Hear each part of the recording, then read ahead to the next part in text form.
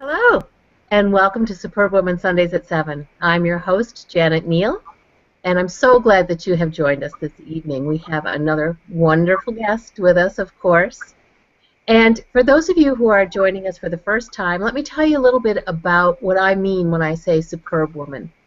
The show is all about highlighting women who are comfortable in their own skin, who are living fantastic lives, because they have taken the time to understand who they are and what's important to them.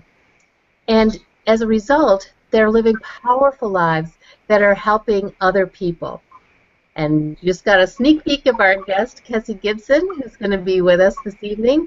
But before we get to Kesi, I want to share with you something that I saw today that was posted by Senator Cory Booker.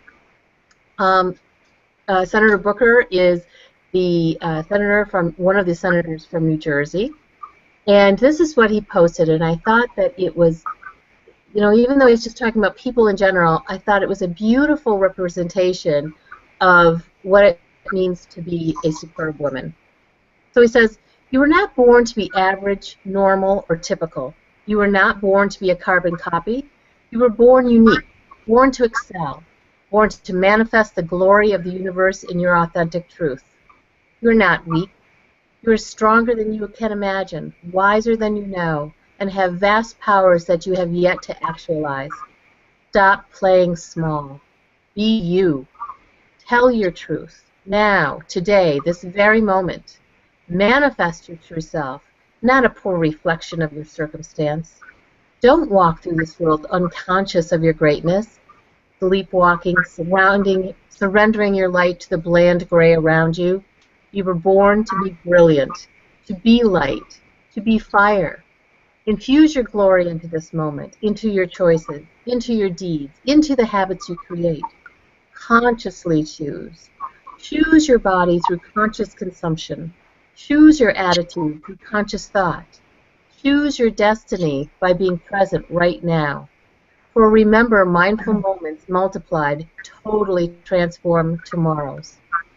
Today, choose integrity, choose discipline, choose joy, choose joy, choose joy. Rejoice in your blessings, and, most importantly, know that everything is a blessing, and your blessings are rich soil. So choose to grow into the boldest, proudest, most glorious version of you. You were born for this." I just love that. I thought it just spoke to what a superb woman is all about. So tonight's guest is Kesi Gibson, as I said, who is the founder of Melange. It's a purpose-driven fashion company. Kesi and I met at a Women's Sphere conference. You can check them out at womensphere.com. And it's a wonderful organization to help women entrepreneurs and especially young, upcoming leaders, women leaders. And Kesi's one of those. I frequently have guests who are maybe over 50, superb women. And I think when you're on this side of 50, you get some wisdom and you get to know yourself a lot more. And I think it's even more powerful when there are young women who are already comfortable in their own skin, who have learned to really listen to themselves and are building powerful lives, because I believe that women can and will change this world. And we need all the young, powerful women who are comfortable in their own skin. So Kesi, welcome to the show tonight. Thank you very much. I'm so glad that you're here.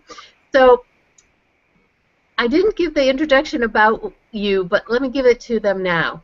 So Kesi's background is she came from Jamaica, and she was studying to be a dancer, and that's where she was headed, to be a dancer. And then something happened to change things, and along the way there was high finance in there, and now she's in the fashion industry. So Kesi, tell us your story. How did you get from there to here? Sure. So I think when you think about the home that I grew up in a very entrepreneurial household, and so my mom was actually a fashion designer by trade. So for 20-odd years. My mom actually had a company with my dad, where she just expressed a lot of just her art, and I spent a lot of time like really just by her side learning everything as much as I could absorb. And so, you know, going to Manhoyok, which is right in my undergrad, and choosing to study dance and art history, or starting out that way, was really kind of making a statement on my own, because I wanted to do that and I wanted to actually go to an art-specific school, but because of the circumstances coming from the Caribbean, where, you know, artistic professions are not necessarily ones that were allowed or given free rein to really aspire to. And so I decided that I would pursue liberal arts, and through that I would be able to express or study the art that I wanted to study. And so that's kind of where that started. But as fate would have it, I broke my ankle my sophomore year in college, and that really just changed my entire path. And so from then on, I mean, I was always studying economics and international relations, only because, you know, I always had a profound interest in the world, and, you know, econ is such a big part of IR, and, you know, that's just kind of your global connection to everything. And so through that, I already had some credits along those lines, and when I couldn't do art history anymore, which is what I was going to go to Sevilla in Spain to do my study abroad thesis on, I decided to do kind of what all my friends were doing who were majoring in economics, and that was applying for jobs in Wall Street. And so I did that and ended up at Goldman. And from that introduction, I actually really found a love and passion for just the environment, the intensity, you know, the creativity with numbers, and just, you know, how you can use kind of like an analytical perspective and be creative with that as well. And so that really spoke to me. And so kind of that pulled me into that direction, and then I stayed on, and, you know, my career grew and blossomed, and I continued on with that track. But I'm always, you know, working on impact-oriented projects as well. I continue to design and work with a lot of artists in my spare time, and so that was always something that was with me, even though I was on a different path. And somehow, by the time I got to, was it 2011, I wanted to kind of merge, you know, all the aspects of me instead of having everything be isolated and separated. And so that's kind of where I decided to go to business school, just to have like some time to figure out, you know, what I would do or how I would structure this whole idea I had, and that gave me, you know, the conviction after studying and like actually working on my business model for 2 years to have the conviction to do what I'm doing right now. And so out of that, Melange was born. Wonderful. Wonderful. Well, I want to go back because I've really never heard, and I certainly personally cannot connect with that, the creativity of finance. I love that, how you were able to see the creativity in the numbers there. So tell me a little bit more about that, how you combined those two together.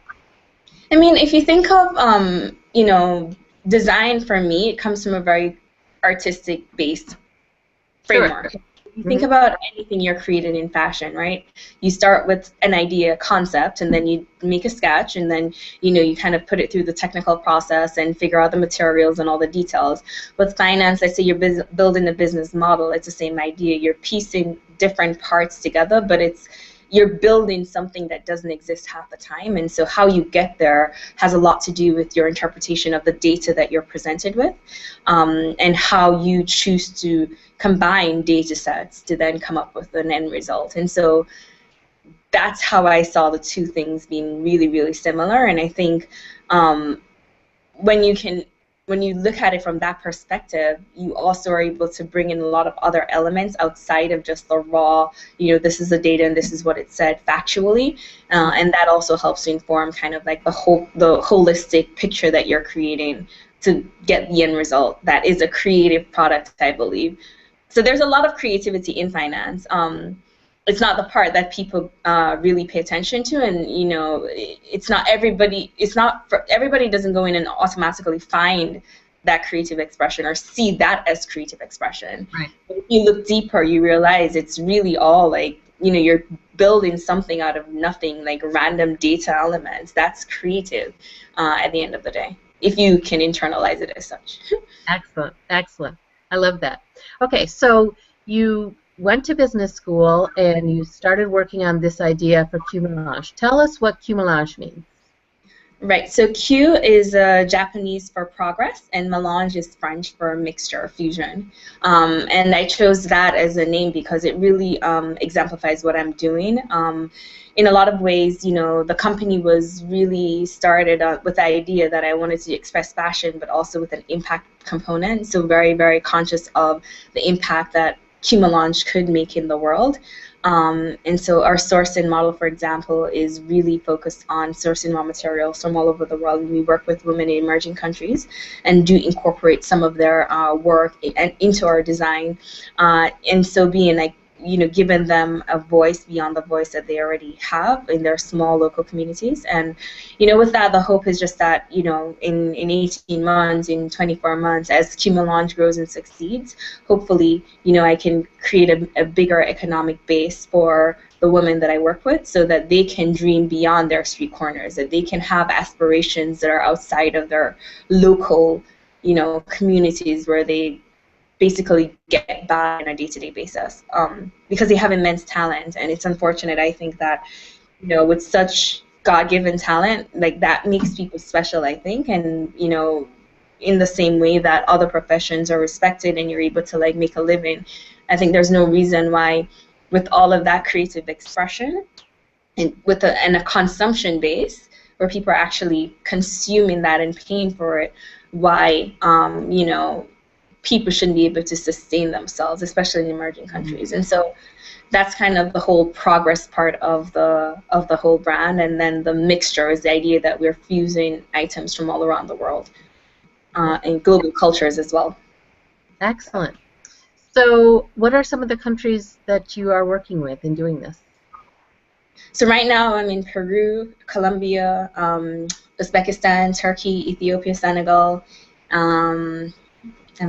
Jamaica, of course, and then I also have sourcing in Argentina, and Italy, and Brazil, in Austria, and so that's kind of the base right now. In May, we're going to expand to Morocco. We have a program that's going there, and then I'm going back to Uzbekistan in August, and I think through the end of Lebanon in June as well. So I think through the end of the year we'll add 3 more countries, but that's basically the country set that we're working with right now.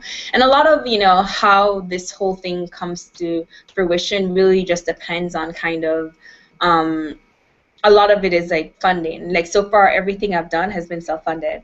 I made a point of really saving and, like, figuring out that part and making sure that I was able to actually, you know, exercise my vision in the way that I wanted to do it before I would get to a point where I actually needed funding.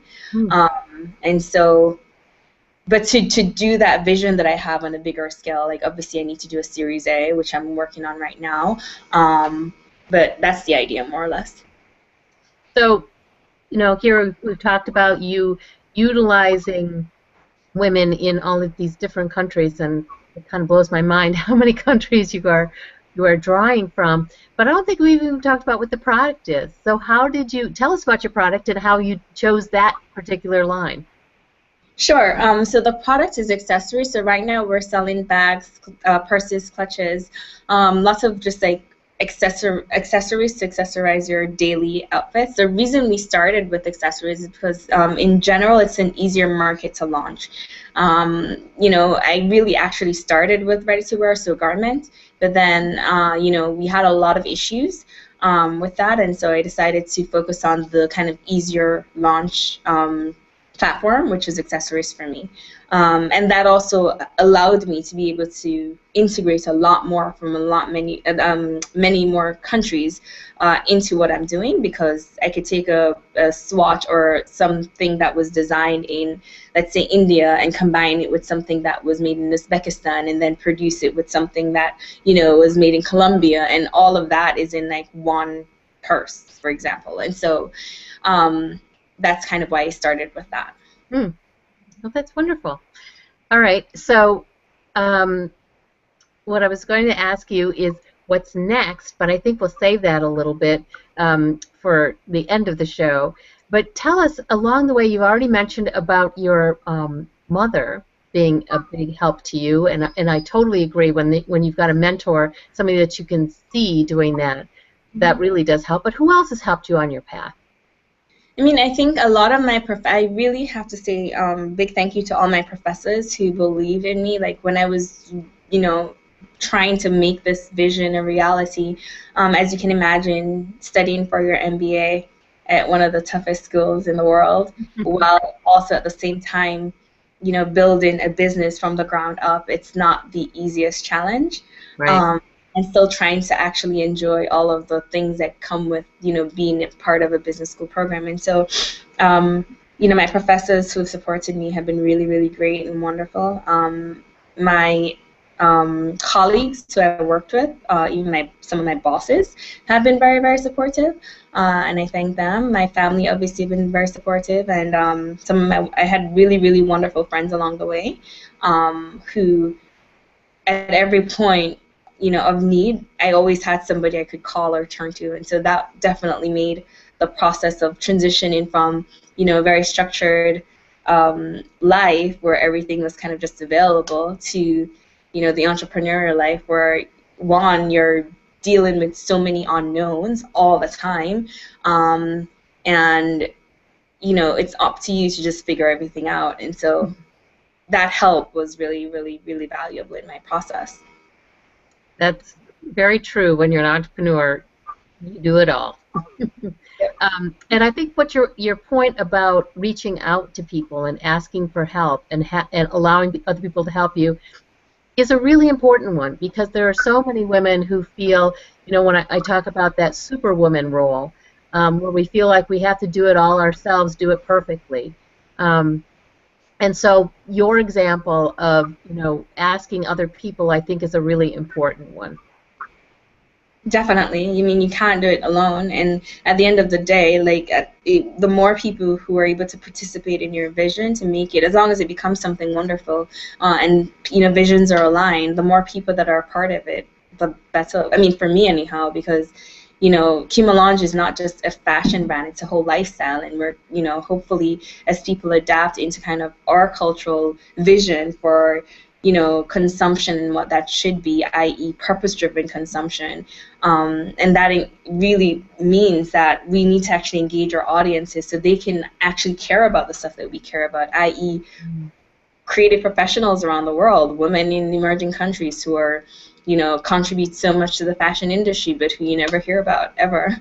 And so it's great for me to want to do this, but the more people who are involved, it makes my story easier to tell. But forgetting my story, because it's really not about me, it's about all the other people. It makes it better for me to be in a position, since I've chosen that, to be able to be of service to these people. And I think that's the wonderful part about the community that we're building.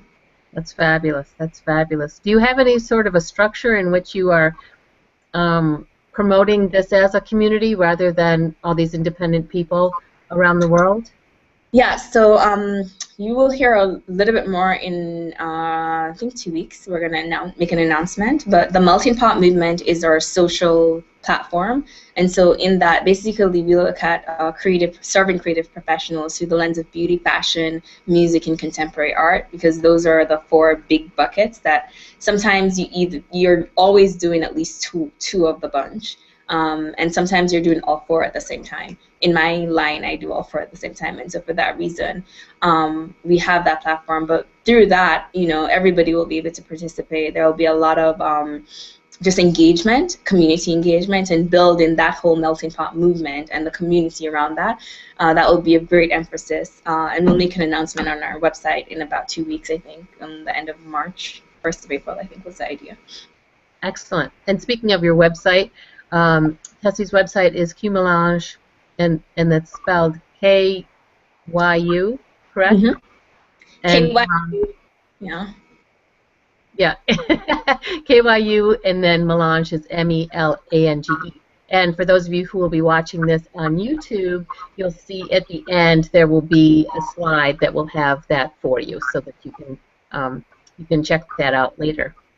So, Kesi, I always talk about superb women as not only being comfortable in their own skin, and finding their own passion and building and creating a life around that, but I also talk about shoulds. I talk about how superb women learn not to live their life by shoulds, to release some of the shoulds. So what's one should that you have released in your life? I mean, the biggest one would be, I had like started my career in the field that I am right now, since this is where I ended up. I could have started several years ago. I'm late to where I could have been. I've missed many boats and many opportunities because I did the longer way here, kind of found my way. But I had to let that go. And one of the things I'm really actually happy about, and I've grown even increasingly happy about over time, has been the fact that I took the route that I took to get here has given me different skills that most people in my industry don't have, or it's not natural for them. And so for that reason, I have something that I can harness. So when you think about logistics and supply chain, for example, I love that. Like, it's like so, like, it really gets me going. And it's a part of the business that I'm really, really, really in tune with. When other people in my, because to produce something, you need to produce the whole thing, and you need to have stock, and you need to, be able to, especially if it's like different materials. How do you get things from point A to point B, and the different relationships in between? It's a web, and if you're not comfortable in that scene, that's where many designers actually get stuck. And so. Now being on this side of things, where I'm actually like focused on distribution and how much people give so much emphasis and like praise for, like, thank God you have like all of this figured out thanks to your background. That's one big should that I definitely have let go of. It's like, should I, had I started this several years ago, maybe I would have been in a very different place, really established and doing fantastic things that maybe I wouldn't have, because maybe I wouldn't have had the background to actually make the operational infrastructure what it should be with the financing that I had. And so there you go. I think that's the biggest one, if I had to pick. That's excellent. It kind of speaks to what I was reading earlier about really, embracing all of your experiences in life and utilizing them all. I think that's a beautiful message that all of us can take in. Definitely. And it reminded me of, in your bio, you had said that you are taking the scenic route through life. So tell me more about what that means. I mean, that just really means that, like, a lot of people, especially people who have worked with in the past or who are familiar with kind of the stuff I've done in the past, they're really puzzled as to why I'm here and why am I doing what I'm doing and why am I choosing this when I could be making money and doing like all this other stuff. And so to explain that, to people, the scene, of course I want to make money, and of course I want to be, tremendously successful from a capital perspective, but there are other things along the way as well. Like, it's important to me to, give back to society. It's important to me to, create a better environment so that if nothing else, like, I can contribute something to the creative professionals who are trying to make a living, so that we can do away finally with this like poor struggling artist syndrome, which I just really hate the fact that those two have to be so intricately tied.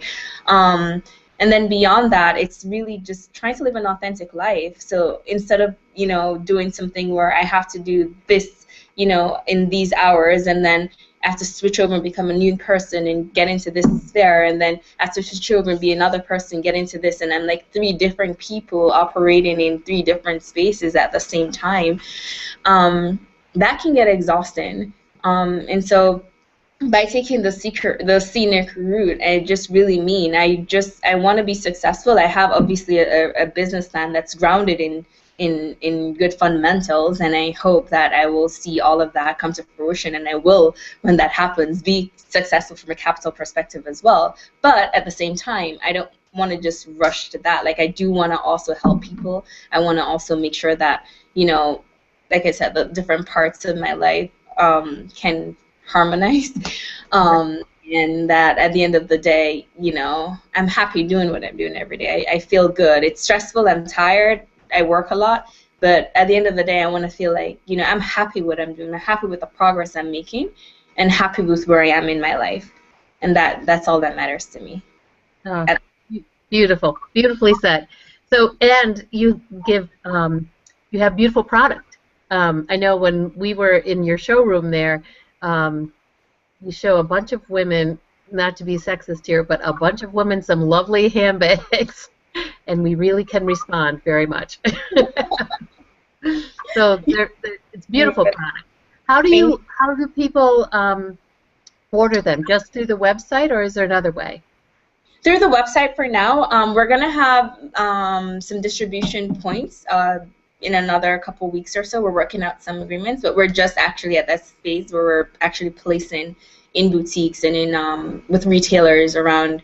And so as soon as I have that information, it will also be online. But for now, the website is the best point. And if somebody did want to make an appointment to come and see the products in the showroom, they can totally do that. We're also going to be in another showroom that's in the Garment District in another maybe 2 weeks. So all of that is right now being worked out, but I'll announce everything on the website, so that's the best way. Excellent, excellent. So speaking of, you're kind of letting little hints out about what's coming. So you've got these new distribution channels coming, and I forget what the other thing is that you said was coming out in 2 weeks, but tell us more about what's coming. I mean, so like I said, we've been focused a lot on distribution. So up until, December 18th, when we did the kind of launch, and then we also did a show in Fashion Week, that was kind of, we're just actually launching for the first time. Before that, we were in beta. So we basically, showing, adjusting, figuring out errors and kinks, so that once we started distributing, that things would just really go smoothly, and we figured out all the things that could go wrong. So we just got to that point.